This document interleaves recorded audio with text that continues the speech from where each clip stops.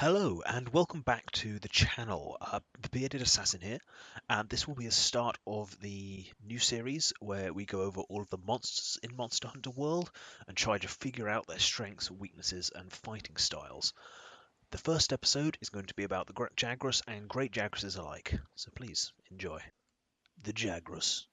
Individually, they are not really a threat to the local wildlife, but as pack animals, they can easily outnumber and hunt down their prey. They are easy to dispatch individually, but try not to let them overwhelm you, as an overconfident hunter makes mistakes, which could lead to their early demise.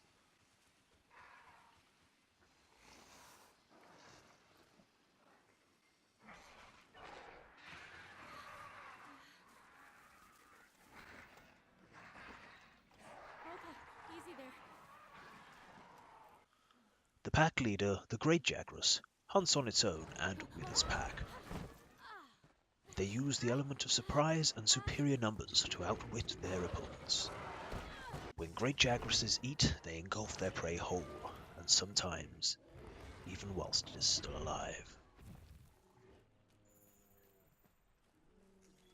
When hunting for the Great Jagras, look out for footprints and skid marks on the floor.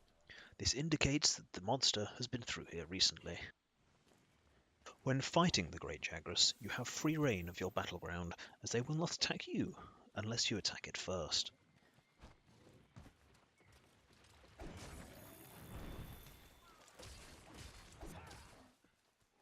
When you feel ready to take on the Jagras, try to aim for its head and its sides, as they are the most easiest areas to hit. However, if you attack the head, chest and front legs, you deal bonus damage, as they are more vulnerable than the rest of the body.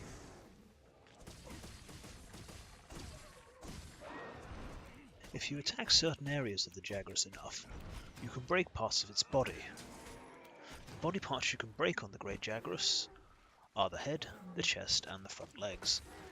Depending on which you break, you can gain either the Great Jagras main item, Great Jagras hide item, or the Great Jagras claw as a reward. When you can, try using the flame element on your weapons. Although it's not ready available to new players at the beginning of the game, it deals bonus damage to the Jagras. The Great Jagras is also weak to all ailments like sleep, poison, blast damage, etc., so it's well worth using them to your advantage.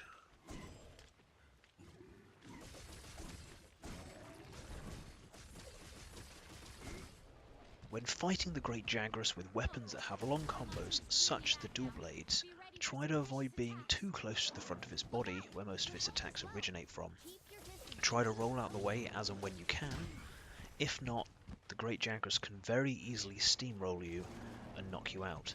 If he stuns you and then goes for a lunge attack, it is very easy for him to outfeint you, even though you feel like you have the advantage. So try to be careful for that. Other attacks to look out for are the sideways roll and the spit attack it does when it has a full stomach.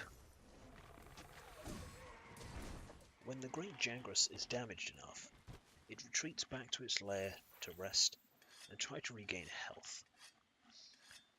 This can be in many places, but the most common one is the one I shall be showing you first. In certain quests, it goes to a different lair, which I will be showing you second.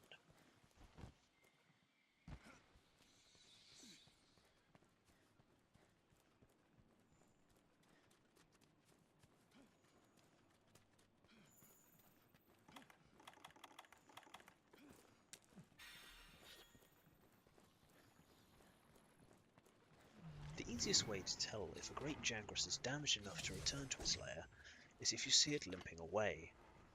The other way of telling is if you see a small skull icon next to its picture on the minimap.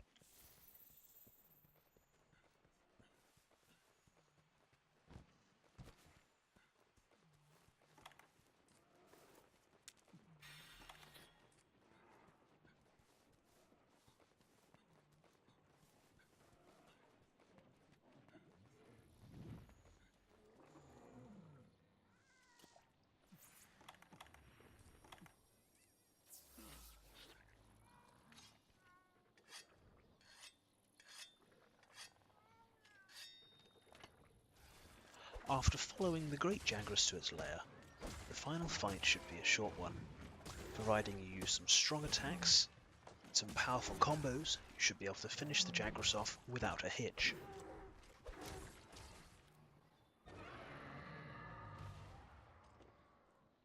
Hopefully this information has been useful for you.